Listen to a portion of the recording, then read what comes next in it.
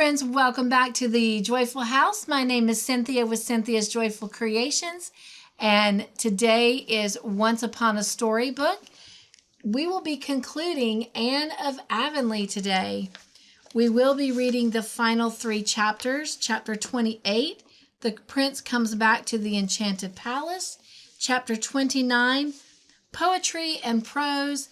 And chapter 30, a wedding at the stone house. The prince comes back to the enchanted palace. The last day of school came and went. A triumphant semi-annual examination was held, and Anne's pupils acquitted themselves splendidly. At the close, they gave her an address and a writing desk. All the girls and ladies present cried, and some of the boys had it cast up to them later on that they cried too, although they always denied it. Mrs. Harmon Andrews, Mrs. Peter Sloane, and Mrs. William Bell walked home together and talked things over. I do think it is such a pity that Anne is leaving when the children seem so much attached to her, sighed Mrs. Peter Sloane, who had a habit of sighing over everything and even finished off her jokes that way. To be sure, she added hastily, we all know we'll have a good teacher next year too. Jane will do her duty, I've no doubt, said Miss Andrews rather stiffly. I don't suppose she'll tell the children quite so many fairy tales or spend so much time roaming about the woods with them, but she has her name on the inspector's roll of honor, and the Newbridge people are in a terrible state over her leaving. I'm real glad Anne is going to college, said Mrs. Bell. She has always wanted to, and it will be a splendid thing for her. Well, I don't know, Miss Andrews was determined not to agree fully with anybody that day. I don't see that Anne needs any more education. She'll probably be marrying Gilbert Blythe if his infatuation from her lasts till he gets through college. And what good will Latin and Greek do her then? If they taught you at college how to manage a man, there might be some sense in her going. Miss Harmon Andrews, so Avonlea gossip whispered, has never learned how to manage her man. As a result, the Andrews household was not exactly a model of domestic happiness. I see that the Charlottetown call to Mr. Allen's is up before the presbytery, said Mrs. Bell. That means we'll be losing him soon, I suppose. They're not going before September, said Miss Sloane. It will be a great loss to the community, though I always did think that Mrs. Allen's dressed rather too gay for a minister's wife. But we are none of us perfect. Did you notice how neat and snug Mr. Harrison looked today? I never saw such a changed man. He goes to church every Sunday and has subscribed to the salary. Hasn't that Paul Irvin grown to be a big boy, said Mrs. Andrews. He was such a mite for his age when he came here. I declare I hardly knew him today. He's getting to look a lot like his father. He's a very smart boy, said Mrs. Bell. He's smart enough, but Miss Andrews lowered her voice. I believe he tells queer stories. Gracie came home from school one day last week with the greatest rigmarole he had told her about people who lived down at the shore. Stories there couldn't be a word of truth in, you know. I told Gracie not to believe them, and she said Paul didn't intend her to, but if he didn't, what did he tell them to her for? Anne says Paul is a genius, said Mrs. Sloane. He may be. You never know what to expect of them Americans, said Mrs. Andrews. Miss Andrews' only acquaintance with the word genius was derived from the colloquial fashion of calling an eccentric individual a queer genius. She probably thought with Mary Jo that it meant a person with something wrong in his upper story. Back in the schoolroom, Anne was sitting alone at her desk as she had sat on the first day of school 2 years before, her face leaning on her hand, her dewy eyes looking wistfully out the window to the lake of shining waters. Her heart was so wrung over the parting with her pupils that for the moment college had lost all its charm. She still felt clasp of Annabelle's hand around her neck and heard the childish wail, I'll never love any teacher as much as I love you, Miss Shirley. Never, never. For 2 years she had worked earnestly and faithfully, making many mistakes and learning from them. She had had her reward. She had taught her scholars something, but she felt they had taught her much more. Lessons of tenderness, self-control, innocent wisdom, lure of childish hearts. Perhaps she had not succeeded in inspiring any wonderful ambitions in her pupils, but she had taught them, more by her own sweet personality than by all her careful precepts, that it was good and necessary in the years that were before them to live their lives finely and graciously, holding fast to truth and courtesy and kindness, keeping aloof from all that savored of falsehood and meanness and vulgarity. They were perhaps all unconscious of having learned such lessons, but they would remember and practice them long after they had forgotten the capital of Afghanistan and the dates of the War of the Roses. "Another chapter in my life is closed," said Anne aloud, and she locked her desk. She really felt very sad over it, but the romance and the idea of that closed chapter did comfort her a little bit. Anne spent a fortnight at Echo Lodge early in her vacation, and everybody concerned had a good time. She took Miss Lavendar on a shopping expedition to town and persuaded her to buy a new organdy dress. Then came the excitement of cutting and making it together while the happy Charlotta the Fourth, basted and swept up clippings. Miss Lavendar had complained that she could not feel much interest in anything, but the sparkle came back to her eyes over her pretty dress. "What a foolish, frivolous person I must be," she sighed. "I'm wholesomely ashamed to think that a new dress, even if it is a forget-me-not organdy, should exhilarate me so, when a good conscience and an extra contribution to foreign missions couldn't do it." Midway in her visit, Anne went home to Green Gables for a day to mend the twin stockings and set up Davy's accumulated store of questions. In the evening, she went down to the shore road to see Paul Irving. As she passed by the low square window of the Irving sitting room, she caught a glimpse of Paul on somebody's lap. But the next moment he came flying through the hall. "Oh, Miss Shirley," he said excitedly, "you can't think what has happened. Something so splendid. Father is here. Just think of that. Father is here. Come right in. Father, this is my beautiful teacher. You know Father?" Stephen Irving came forward to meet Anne with a smile. He was a tall, handsome man of middle age with iron gray hair, deep-set dark blue eyes, and a strong, sad face splendidly modeled about chin and brow. Just the face for a hero of romance, Anne thought, with a thrill of intense satisfaction. It was so disappointing to meet someone who ought to be a hero and find him bald or stooped or otherwise lacking in manly beauty. Anne would have thought it dreadful if the object of Miss Lavendar's romance had not looked the part. "So this is my little son's beautiful teacher, of whom I have heard so much," said Mr. Irving with a hearty handshake. "Paul's letters have been so full of you, Miss Shirley, that I feel as if I pretty well am acquainted with you already. I want to thank you for what you've done for Paul. I think that your influence has been just what he needed. Mother is one of the best and dearest of women, but her robust, matter-of-fact Scotch common sense could not always understand a temperament like my laddie's. What was lacking in her you have supplied. Between you, I think Paul's training in these 2 past years has been as nearly ideal as a motherless boy's could be." Everybody likes to be appreciated. Under Mr. Irving's praise, Anne's face burst flower-like into rosy bloom, and the busy, weary man of the world looking at her thought he had never seen a fairer, sweeter slip of girlhood than this little down-east schoolteacher with her red hair and wonderful eyes. Paul sat between them, blissfully happy. "I've never dreamed Father was coming," he said radiantly. "Even Grandma didn't know it. It was a great surprise. As a general thing," Paul shook his brown curls gravely, "I don't like to be surprised. You lose all the fun of expecting things when you're surprised. But in a case like this, it is all right. Father came last night after I'd gone to bed, and after Grandma and Mary Jo had stopped being surprised, he and Grandma came upstairs to look at me, not meaning to wake me up till morning, but I woke right up and saw Father. I tell you, I just sprang at him." "With a hug like a bear," said Mr. Irving, putting his arm around Paul's shoulder smilingly. "I hardly knew my boy. He has grown so big and brown and sturdy." "I don't know which was the most pleased to see, Father, Grandma, or I," continued Paul. "Grandma's been in kitchen all day making things Father likes to eat. She wouldn't trust them to Mary Jo, she says. That's her way of showing gladness. I like best just to sit and talk to Father, But I'm going to leave you for a little while now, if you'll excuse me. I must get the cows for Mary Jo. This is one of my daily duties." When Paul had scampered away to do his daily duty, Mr. Irvin talked to Anne of various matters, but Anne felt that he was thinking of something else underneath all the time. Presently it came to surface.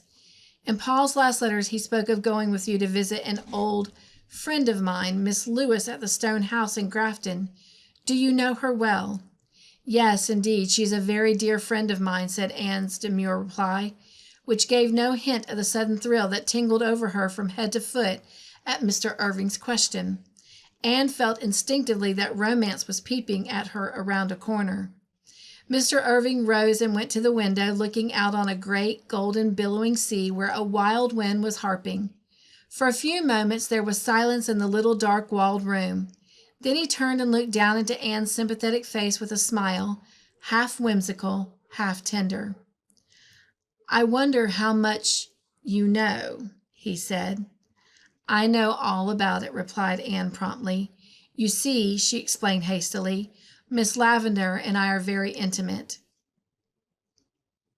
She wouldn't tell things of such a sacred nature to everybody. We are kindred spirits." "Yes, I believe you are. Well, I'm going to ask a favor of you. I would like to go and see Miss Lavendar, if she'll let me. Will you ask her if I may come?" "Would she not?" "Oh, indeed she would. Yes, this was romance, the very real thing, with all the charm of rhyme and story and dream. It was a little belated, perhaps, like a rose blooming in October, which should have bloomed in June, but none the less a rose all sweetness and fragrance, with the gleam of gold in its heart. Never did Anne's feet bear on her more willingly errand than on that walk through the beech woods to Grafton the next morning. She found Miss Lavendar in the garden. Anne was fearfully excited. Her hands grew cold and her voice trembled.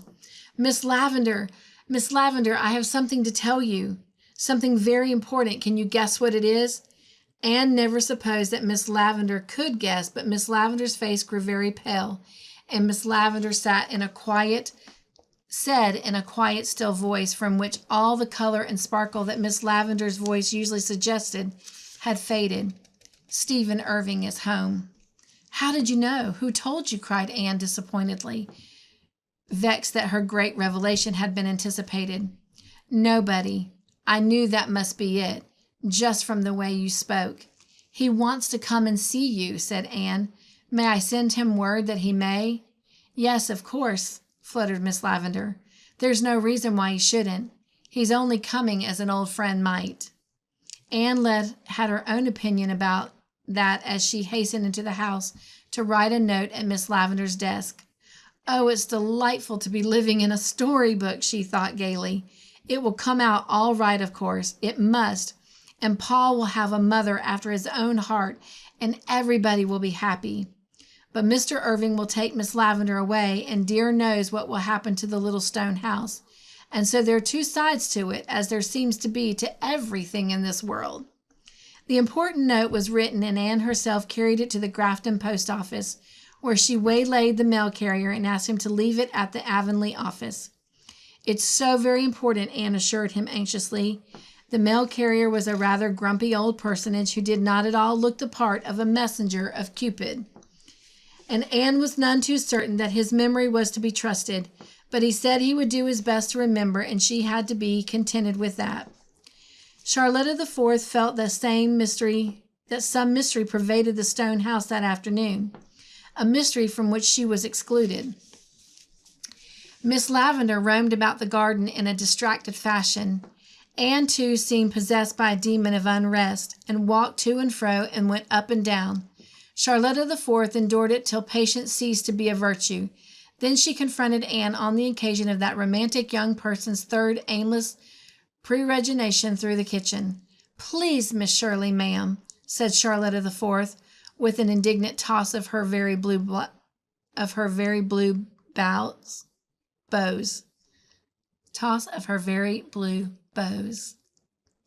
"It's plain to see you and Miss Lavendar have got a secret, and I think, begging your pardon if I'm too forward, Miss Shirley, ma'am, that it's real mean not to tell me what it's all been about with you chums." Oh, Charlotta dear, I have told you all about it if it were my secret. But it's Miss Lavendar's, you see. However, I'll tell you this much, and if nothing comes of it, you must never breathe a word about it to a living soul. You see, Prince Charming is coming tonight.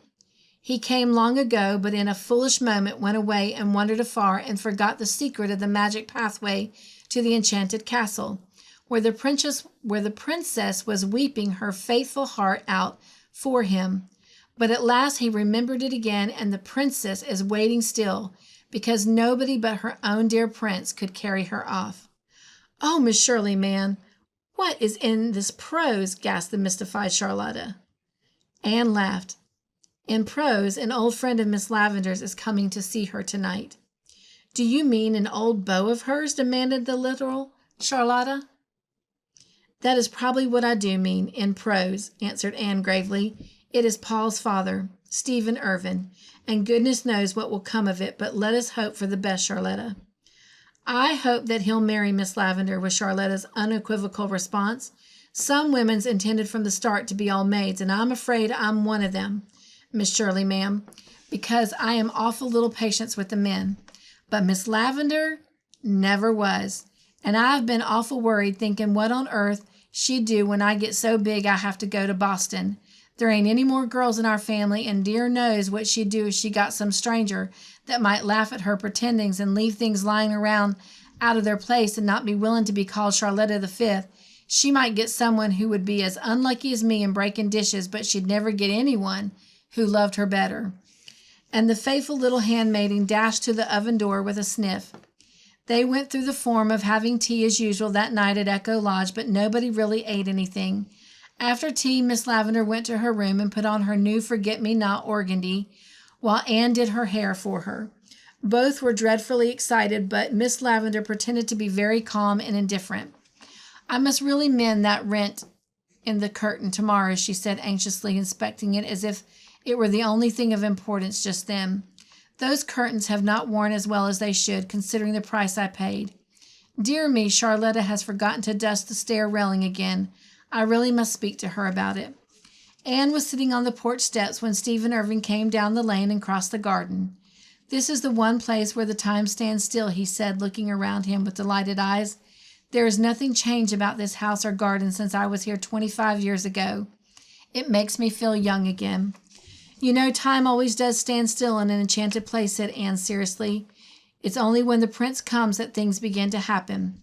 Mr. Irving smiled a little sadly into her uplifted face, all a star with its youth and promise. Sometimes the prince comes too late, he said. He did not ask Anne to translate her remark into prose. Like all kindred spirits, he understood. Oh, no, not if he is the real prince coming to the true princess, said Anne, shaking her red head decidedly as she opened the parlor door. When he had gone in, she shut it tightly behind him and turned to confront Charlotta the Fourth, who was in the hall, all nods and becks and wreathed smiles. Oh, Miss Shirley, ma'am, she breathed. I peeked from the kitchen window, and he's awful handsome, and just the right age for Miss Lavendar. And oh, Miss Shirley, ma'am, do you think it would be so much harm to listen at the door? It would be dreadful, Charlotta, said Anne firmly. So just you come away with me out of the reach of temptation. I can't do anything, and it's awful to hang around just waiting, sighed Charlotta. What if he don't propose after all, Miss Shirley, ma'am? You can never be sure of them men. My older sister, Charlotta the First, thought she was engaged to one once, but it turned out he had a different opinion, and she says that she'll never trust one of them again. And I heard of another case where a man thought he wanted one girl awful bad when it was really his sister he wanted. Her sister he wanted all this time. When a man doesn't know his own mind, Miss Shirley, ma'am, how a poor woman going to be sure of it? We'll go to the kitchen and clean the silver spoon, said Anne. That's a task which won't require much thinking, fortunately, for I couldn't think tonight, and it will pass the time. It passed an hour, and then just as Anne laid the last shining spoon, they heard the front door shut. Both sought comfort fearfully in each other's eyes. Oh, Miss Shirley, man, gasped Charlotta.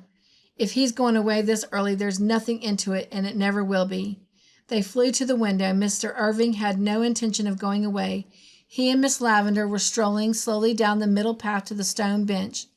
Oh, Miss Shirley, ma'am, he's got his arm around her waist, whispered Charlotta the Fourth delightedly. He must have proposed to her or she'd never allow it. Anne caught Charlotta the Fourth by her own plump waist and danced her around the kitchen until they were both out of breath. "Oh, Charlotta," she cried gaily, "I'm neither a prophetess nor the daughter of a prophetess, but I am going to make a prediction. There'll be a wedding in this old stone house before the maple leaves are red. Do you want that translated into prose, Charlotta?" "No, I can understand that," said Charlotta.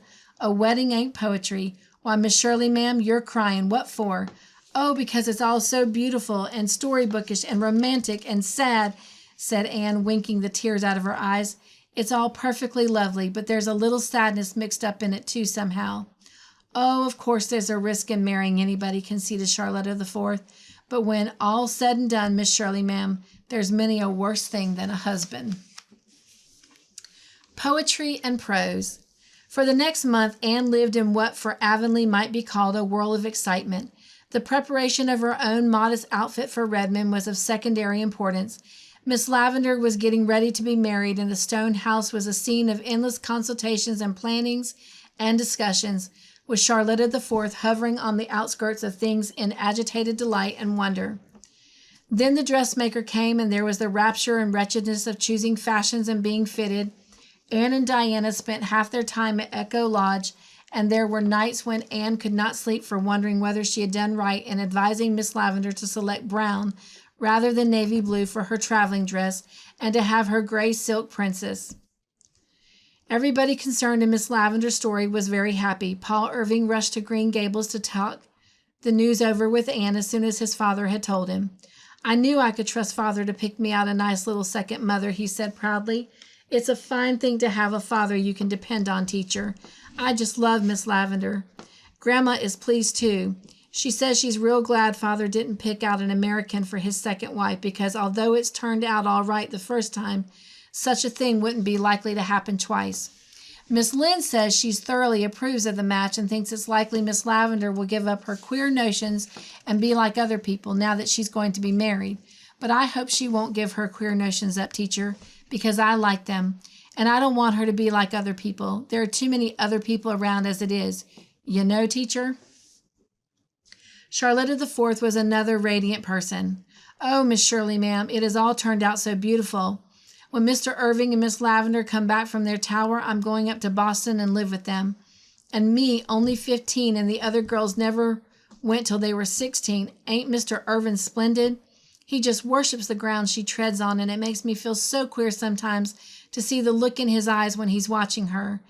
It beggars description, Miss Shirley, ma'am. I'm awful thankful they're so fond of each other. It's the best way when all's said and done, though some folks can't get along without it. I've got an aunt who has been married 3 times, and she says she married the first time for love and the last 2 times for strictly business, and was happy with all 3 except at the times of the funerals. But I think she took a risk, Miss Shirley, ma'am." "Oh, it's all so romantic," laughed Anne to Marilla that night. "If I hadn't taken the wrong path that day we went to Mr. Kimball's, I'd never have known Miss Lavendar. And if I hadn't met her, I'd never have taken Paul there, and he never would have written to his father about visiting Miss Lavendar just as Mr. Irving was starting for San Francisco. Mr. Irving says whenever he got that letter, he made up his mind to send his partner to San Francisco and come here instead. He hadn't heard anything of Miss Lavendar for 15 years. Somebody had told him that she was to be married, and he thought she was, and never asked anybody anything about her. And now everything has come right, and I had a hand in bringing it about. Perhaps, as Miss Lynde says, everything is foreordained, and it was bound to happen anyway. But even so, it's nice to think one was an instrument used by predestination. Yes, indeed, it's very romantic. I can't see that it's so terribly romantic at all," said Marilla rather crisply. Marilla thought Anne was too worked up about it and had plenty to do with getting ready for college without traipsing to Echo Lodge 2 days out of 3 helping Miss Lavendar. In the first place, 2 young fools quarreled and turned sulky. Then Steve Irving goes to the States and after a spell gets married up there and is perfectly happy from all accounts. Then his wife dies, and after a decent interval he thinks he'll come home and see if his first fancy will have him.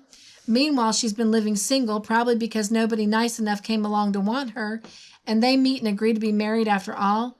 Now, where is the romance in all of that?" "Oh, there isn't any when you put it that way," gasped Anne, rather as if somebody had thrown cold water over her.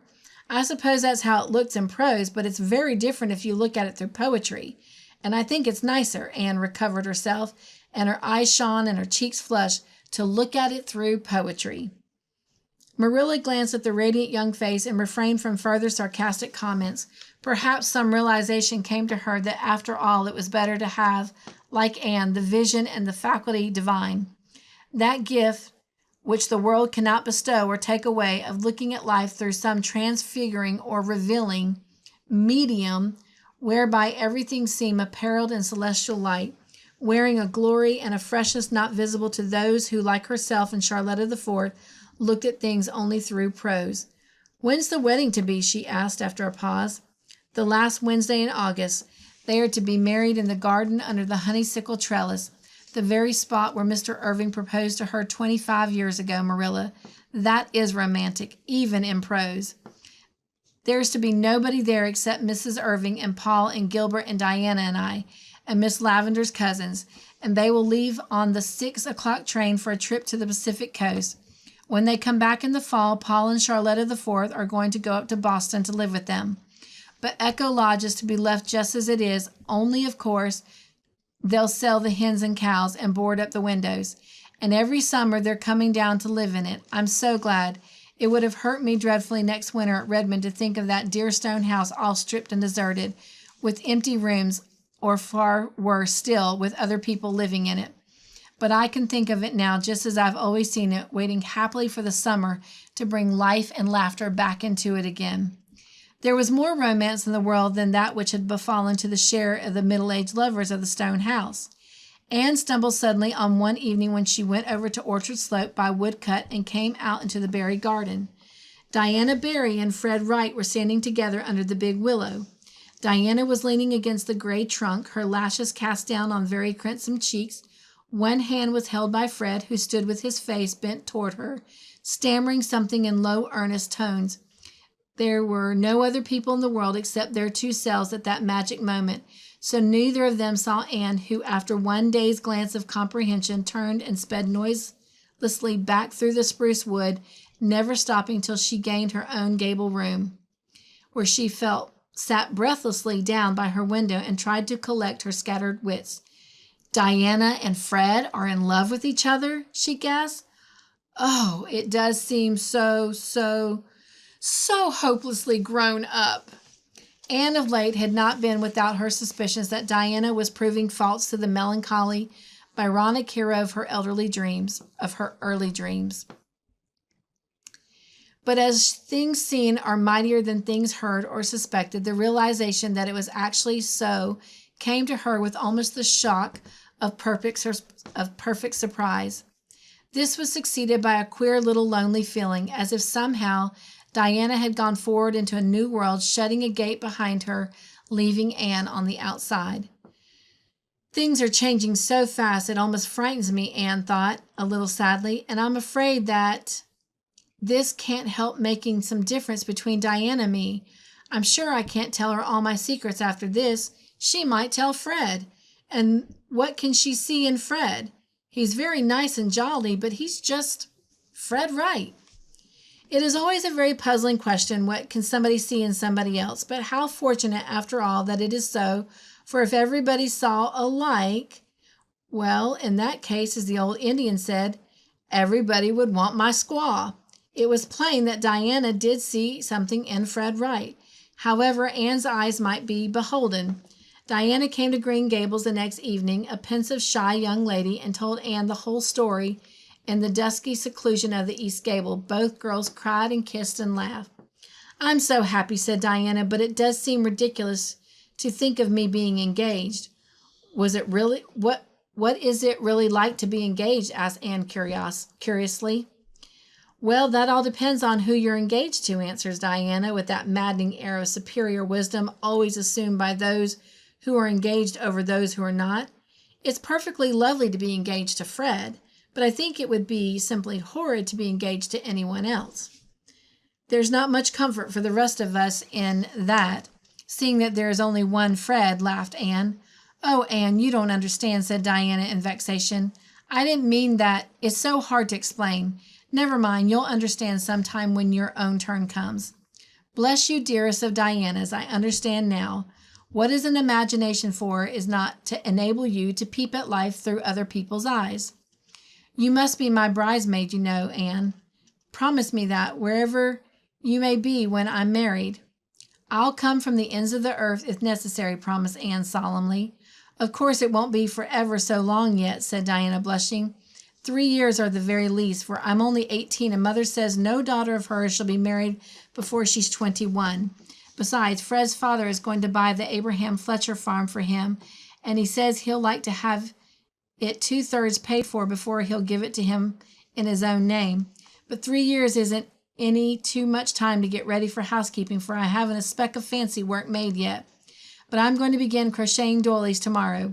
Myra Gillis had 37 doilies when she was married, and I'm determined I shall have as many as she had. I suppose it would be perfectly impossible to keep house with only 36 doilies, conceded Anne, with a solemn face but dancing eyes. Diana looked hurt. I didn't think you'd make fun of me, Anne, she said reproachfully. Dearest, I wasn't making fun of you, cried Anne repentively. I was only teasing you a bit. I think you'll make the sweetest little housekeeper in the world, and I think it's perfectly lovely of you to be planning already for your home of dreams. Anne had no sooner uttered the phrase, home of dreams, than it captivated her fancy, and she immediately began the erections of one of her own. It was, of course, tinted by an ideal master, dark, proud, and melancholy, but oddly enough, Gilbert Blythe persisted in hanging about to helping her arrange pictures, lay out gardens, and accomplish sundry other tasks which a proud and melancholy hero evidently considered beneath his dignity. Anne tried to banish Gilbert's image from her castle in Spain, but somehow he went on being there. So Anne, being in a hurry, gave up the attempt and pursued her aerial architectural with such success that her home of dreams was built and furnished before Diana spoke again. I suppose, Anne, you must think it's funny. I should like Fred so well when he's different from the kind of man I've always said I would marry. The tall, slender kind, but somehow I wouldn't want Fred to be tall and slender because, don't you see, he wouldn't be Fred then. Of course, added Diana rather dolefully, we will be a dreadfully pudgy couple, but after all, that's better than one of us being short and fat and the other tall and lean, like Morgan Sloane and his wife. Miss Lynde says it always makes her think of the long and short of it when she sees them together. Well, said Anne to herself that night as she brushed her hair before her gilt-framed mirror, I am glad Diana is so happy and satisfied, but when my turn comes, if it ever does, I do hope there'll be something a little more thrilling about it. But then Diana thought so too once. I've heard her say time and again she'd never get engaged any pokey, commonplace way. He'd have to do something splendid to win her. But she has changed. Perhaps I'll change too, but I won't. I'm determined I won't. Oh, I think these engagements are dreadfully unsettling things when they happen to your intimate friends. A wedding at the Stone House. The last week in August came, and Miss Lavendar was to be married in it. 2 weeks later, Anne and Gilbert would leave for Redmond College. In a week's time, Miss Rachel Lynde would move to Green Gables and set up her lares and pennants in the east wall spare room, which was already prepared for her coming. She had sold all of her superfluous household plenishings by auction and was at present reveling in the congenial occupation of helping the Allens pack up. Mr. Allen was to preach his farewell sermon the next Sunday. The old order was changing rapidly to give place to the new, as Anne felt with a little sadness threading all her excitement and happiness. Changes ain't totally pleasant, but they're excellent things, said Mr. Harrison philosophically.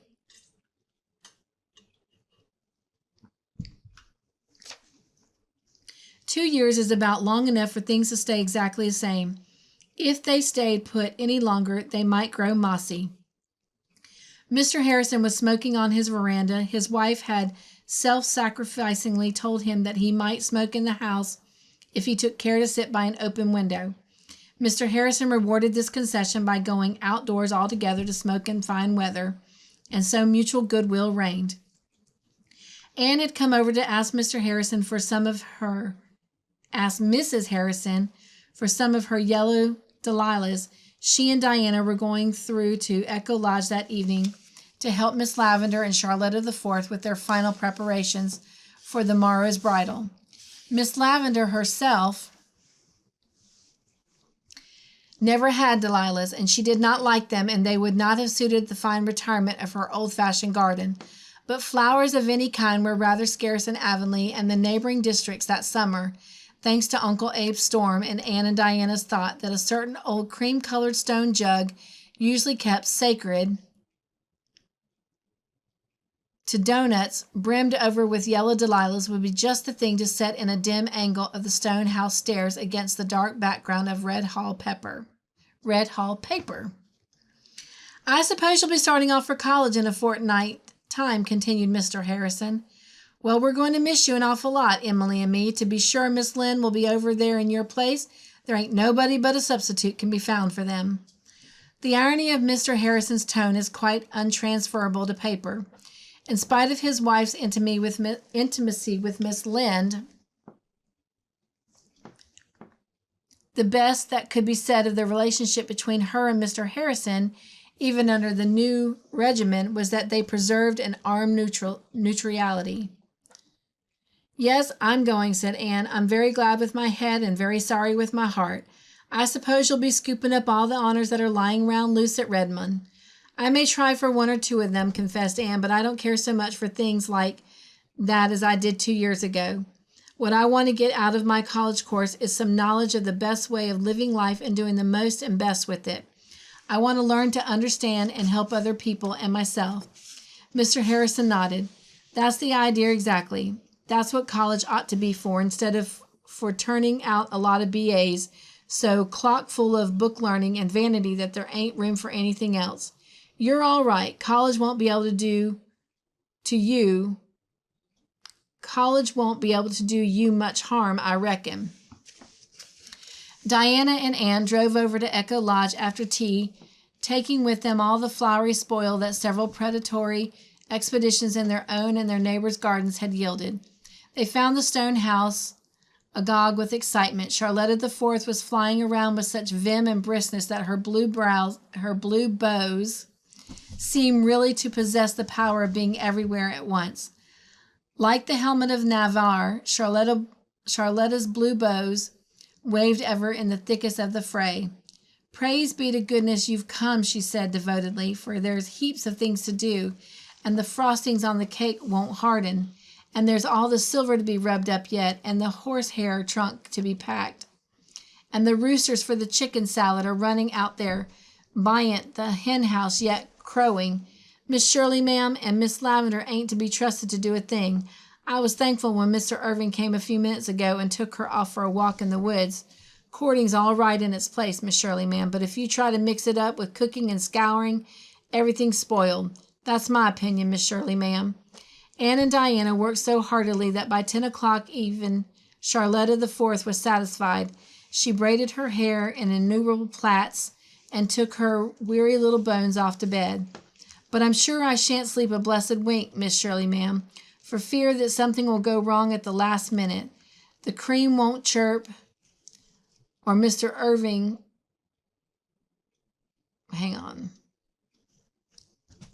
The cream won't whip, or Mr. Irving will have a stroke and not be able to come. He isn't in the habit of having strokes, is he? Asked Diana, the dimple corners of her mouth twitching. To Diana, Charlotta the Fourth was, if not exactly a thing of beauty, certainly a joy forever. They're not things that go by habit, said Charlotta the Fourth with dignity. They just happen, and there you are. Anybody can have a stroke. You don't have to learn how. Mr. Irving looks a lot like an uncle of mine that had one just as he was sitting down to dinner one day. But maybe everything will go all right. In this world, you've just got to hope for the best and prepare for the worst and take whatever God sends. The only thing I'm worried about is that it won't be fine tomorrow, said Diana. Uncle Abe predicted rain for the middle of the week, and ever since that big storm, I can't help believing there's a good deal in what Uncle Abe says. Anne, who knew better than Diana just how much Uncle Abe had to do with the storm, was not much disturbed by this. She slept the sleep of the just and weary, and was roused at an unearthly hour by Charlotta the Fourth. "Oh, Miss Shirley, ma'am, it's awful to call you so early," came wailing through the keyhole. "But there's so much to do yet, and oh, Miss Shirley, ma'am, I'm scared it's going to rain, and I wish you'd get up and tell me what you think it ain't." Anne flew to the window, hoping against hope that Charlotta the Fourth was saying this merely by way of rousing her effectively. But alas, the morning did look unpromptuous. Below the window, Miss Lavendar's garden, which should have been a glory of pale virgin sunshine, lay dim and windless, and the sky over the firs was dark with moody clouds.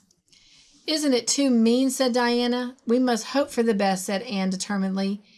If it only does actually rain, a cool pearly gray day like this would really be nicer than hot sunshine." "But it will rain," mourned Charlotta, creeping into the room, a figure of fun, with her many braids wound around her head, the ends tied up with white thread, sticking out in all directions. "It'll all hold off until the last minute, and then poor cats and dogs, and all the folks will get sopping and tracking mud all over the house, and they won't be able to be married under the honeysuckle, and it's awful unlucky for no sun to shine on a bride. Say what you will, Miss Shirley, ma'am, I knew things were going too well to last." Charlotta the Fourth seemed certainly to have borrowed a leaf out of Miss Eliza Andrews' book. It did not rain, though. It kept on looking as if it was meant to, and by noon the rooms were decorated, the table beautifully laid, and upstairs was waiting a bride adorned for her husband. "You do look sweet," said Anne rapturously. "Lovely," echoed Diana. "Everything's ready, Miss Shirley, ma'am, and nothing dreadful has happened yet," was Charlotta's cheerful statement as she betook herself to her little back room to dress. Out came all the braids. The resultant rampant crinkliness was plaited into two tails and tied, not with two bows alone, but with four, of brand new ribbons, brightly blue. The two upper bows rather gave the impression of overgrown wings sprouting from Charlotta's neck, somewhat after the fashion of Rachel's cherubs. But Charlotta the Fourth thought them very beautiful, and after she had rustled into a white dress so stiffly starched that it could stand alone, she surveyed herself in her glass with great satisfaction, a satisfaction which lasted until she went out into the hall and caught a glimpse through the spare room door of a tall girl in some soft clinging gown, pinning white star-like flowers on the smooth ripples of her ruddy hair. "Oh, I'll never be able to look like Miss Shirley," thought poor Charlotta despairingly. "You'll just have to be born so, I guess. Don't seem as if there's any amount of practice could give you that air." By 1 o'clock the guests had come, including Mr. and Mrs. Allen, for Mr. Allen was to perform the ceremony in the absence of the Grafton minister on his vacation. There was no formality about the marriage. Miss Lavendar came down the stairs to meet her bridegroom at the foot, and as he took her hand, she lifted her big brown eyes to his with a look that made Charlotta the Fourth, who intercepted it, feel queerer than ever. They went on to the honeysuckle arbor, where Mr. Allen was awaiting them. The guests grouped themselves as they pleased. Anne and Diana stood by the old stone bench with Charlotta the Fourth between them, desperately clutching their hands in her cold, tremulous little paws. Mr. Allen opened his blue book, and the ceremony proceeded. Just as Miss Lavendar and Stephen Irving were pronounced man and wife, a very beautiful and symbolic thing happened. The sun suddenly burst through the gray and poured a flood of radiance on the happy bride. Instantly the garden was alive and dancing with shadows and flickering lights. "What a lovely omen," thought Anne as she ran to kiss the bride. Then the three girls left the rest of their guests laughing around the bridal pair, while they flew into the house to see that all was in readiness for the feast. "Thanks be to goodness it's over, Miss Shirley, ma'am," breathed Charlotta the Fourth, "and they're married safe and sound, no matter what happens now. The bags of rice are in the pantry, ma'am, and the old shoes are behind the door, and the cream for whipping is on the solar steps. At 2:30, Mr. and Mrs. Irving left, and everybody went to Bright River to see them off on the afternoon train. As Miss Lavender, I beg her pardon, Miss Irving, stepped from the door of her old home, Gilbert and the girls threw rice, and Charlotta the Fourth hurled an old shoe with such excellent aim that she struck Mr. Allen squarely on the head, but it was reserved for Paul to give the prettiest send-off. He popped out of the porch ringing firstly a huge old brass dinner bell which had adorned the dining room mantel. Paul's only motive was to make a joyful noise, but as the clangor died away from point and curve and hill across the river came the chime of fairy wedding bells, ringing clearly, sweetly, faintly, and more faint, as if Miss Lavender's beloved echoes were bidding her greeting and farewell. And so, amid their benediction of sweet sounds, Miss Lavender drove away from the old life and dreams and made make-believes to a fuller life of realities in the busy world beyond. 2 hours later, Anne and Charlotta the Fourth came down the lane again. Gilbert had gone to West Grafton on an errand, and Diana had to keep an engagement at home. Anne and Charlotta had come back to put things in order and lock up the little stone house. The garden was a pool of late golden sunshine with butterflies hovering and bees booming, but the little house had already that indefinable air of desolation which always follows a festivity. "Oh, dear me, don't it look lonesome?" sniffed Charlotta the Fourth, who had been crying all the way home from the station. "A wedding ain't much cheerfuller than a funeral, after all, when it's all over, Miss Shirley, ma'am." A busy evening followed, and the decorations had to be removed, the dishes washed, the uneaten delicacies packed in a basket for the delectation of Charlotta the Fourth's young brothers at home. Anne would not rest until everything was in apple pie order. After Charlotta had gone home with her plunder, Anne went over the still rooms, feeling like one who trod alone some banquet hall deserted, and closed the blinds. Then she locked the door and sat back down under the silver popular to wait for Gilbert, feeling very tired, but still unweariedly thinking long, long thoughts. "What are you thinking of, Anne?" asked Gilbert, coming down the walk. He had left his house and buggy out at the road. "Of Miss Lavender and Mr. Irving," answered Anne dreamily. "Isn't it beautiful to think how everything has turned out, how they have come together again after all these years of separation and misunderstanding?" "Yes, it's beautiful," said Gilbert, looking steadily down into Anne's uplifted face.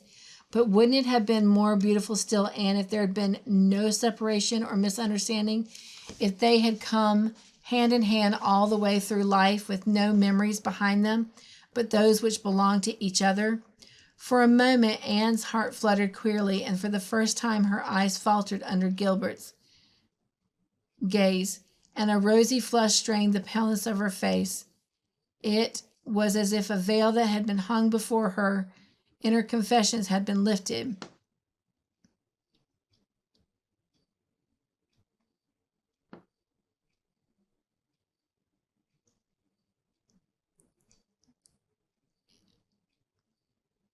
Giving to her view a revelation of unsuspected feelings and realities. Perhaps, after all, romance did not come into one's life with pomp and blare. Like a gay knight riding down, perhaps it crept to one side like an old friend through quiet ways. Perhaps it revealed itself in seeming prose until some sudden shaft of illumination flung athwart its pages betrayed the rhythm and the music. Perhaps, love unfolded naturally out of a beautiful friendship as a golden-hearted rose slipping from its green sheath. Then the veil dropped again, but the Anne who walked up the dark lane was not quite the same Anne who had driven gaily down it the evening before. The page of childhood had been turned, as by an unforeseen finger, and the page of womanhood was before her, with all its charm and mystery, its pain and gladness. Gilbert wisely said nothing more, but in his silence he read the history of the next 4 years in the light of Anne's remembered blush. 4 years of earnest, happy work, and then the guerdon of a useful knowledge gained and a sweet heart won. Behind them in the garden, the little stone house brooded among the shadows. It was lonely, but not forsaken.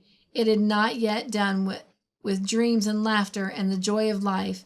There were to be future summers from the little stone house. Meanwhile, it could wait. And over the river in purple durance, the echoes bided their time. And that concludes this book. They have included in here a picture of Prince Edward Island. So I'm just going to hold that up for a minute and let you look at it.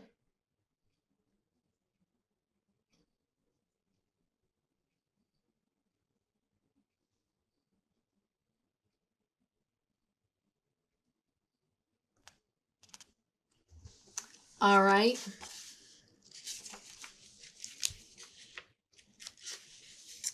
Well, that concludes the second book in the Anne of Green Gables story. So thank you for joining me today for this reading adventure. I hope you enjoyed it. I hope you enjoyed this book. I look forward to starting the next book with you. And until then, be joyful, stay crafty in your own way, make your own joyful creation. Nugs and joy. Bye.